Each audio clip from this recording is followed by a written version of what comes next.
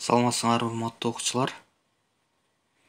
Кыргызстандын жана дүйнөнүн тарыхы сабагы боюнча 5-класстын материалында берилген генеалогия деген сабакты мен Мурзаев Сүйүнали силер менен биргеликте талкуулайбыз. Сабакты баштаардан мурда ылдыйдагы подписаться кнопкасын басып, эгер видео жаккан болсо, лайк басып, комментарий калтырып кетсеңиздер, биз аябай ыраазы болобуз. Сабактын максаты генеалогия илими жөнүндө маалыматка ээ болобуз. Өзүбүздүн жана досторубуздун санжыралык салтын, уруусун, уругун, тобун, жет атасын аныктайт экенбиз. Жет атаны билүүнүн канчалык маанилүү экенин билет экенбиз. Генеалогия жөнүндө түшүнүк. Адам дайыма өз ата-бабаларын билгиси келет. Ата-бабасынын түпкү тегине өткөн таржымалына кызыкпаган дүйнөдө эл жок. Байыртадан эле падышалардын, өкүмдарлардын, мифтик баатырлардын теги тууралуу айтылып келген. Байыркы Римде жана Грецияда адамдын теги анын коомдогу абалын аныктаган. Ошондуктан римдиктер ата-бабалары жазылган кагаздарды аздектеп алып жүрүшкөн.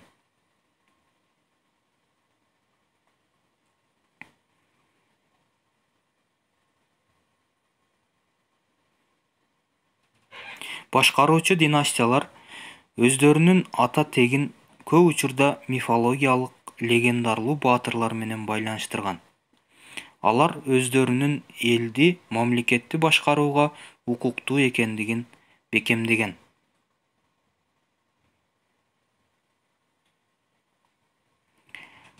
Россияда теги жөнүндө жазуулар 15-кылымдын аягында пайда болгон. Айрым орус падышалары, мисалы Иван Грозный, бөлөк мамлекеттердин башкаруучуларынын теги сүрүштүрүлгөндөн кийин гана алар менен иш жүргүзгөн. Европада жогорку бийлик жерге ээлик кылуу укугу тегине жараша укумдан тукумга мураска калтырылып, ата тегине жараша үй-бүлө күтүшкөн.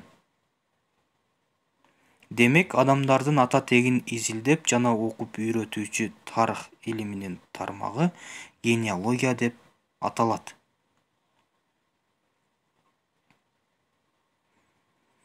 Генеалогиялык өмүр дарак деген эмне? Түрк элдеринде, анын ичинен кыргыздарда ата тегин иликтөө өтө күчтүү өнүккөн. Сен кимсиң? Атаң ким? Чоң атаң ким? Кайсы уруктансың? Кайсы уруудансың? Кайсы элденсиң? Деген суроолорго санжыра гана так жооп таба алган.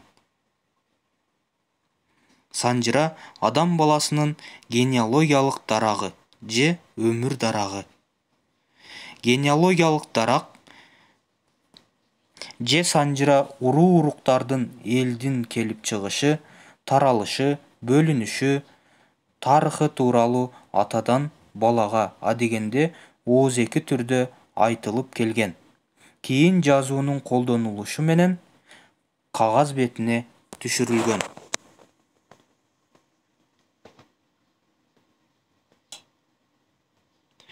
Санжыра араб тилинен которгондо чажара, бизче дарак деген сөздү түшүндүрөт.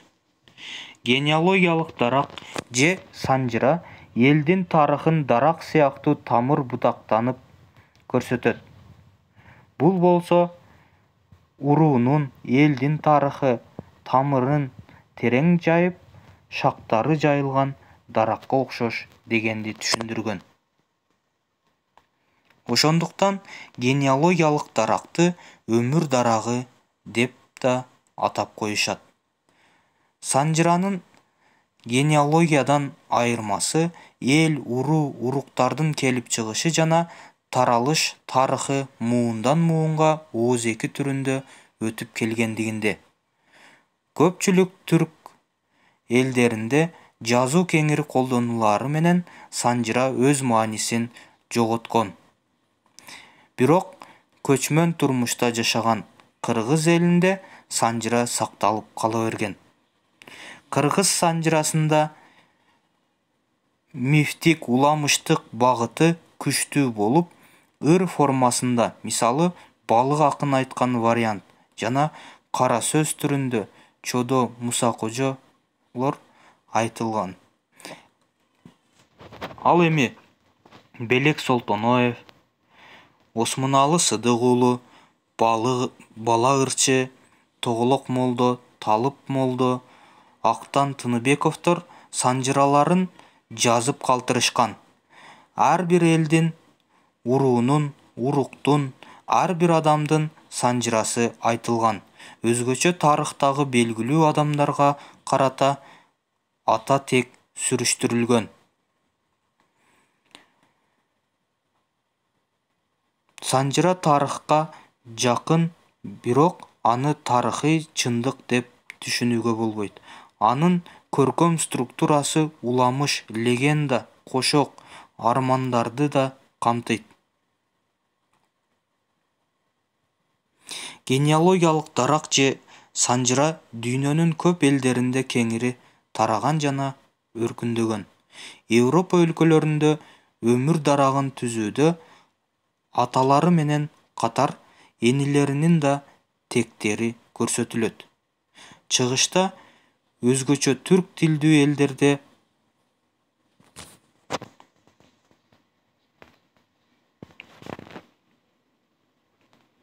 анын ичинен кыргыздарда адамдын ата теги аталар аркылуу гана эсептелет. Бул байыркы доордогу патриархалдык турмуштун өзгөчөлүгү менен түшүндүрүлөт.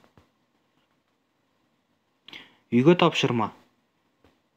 Сөздөрдүн маанисин түшүндүргүлө деген тапшырма турат. Бул жерде генеалогия, генеалогиялык дарак, санжыра деген сөздөрдүн маанисин түшүндүрөт экенбиз.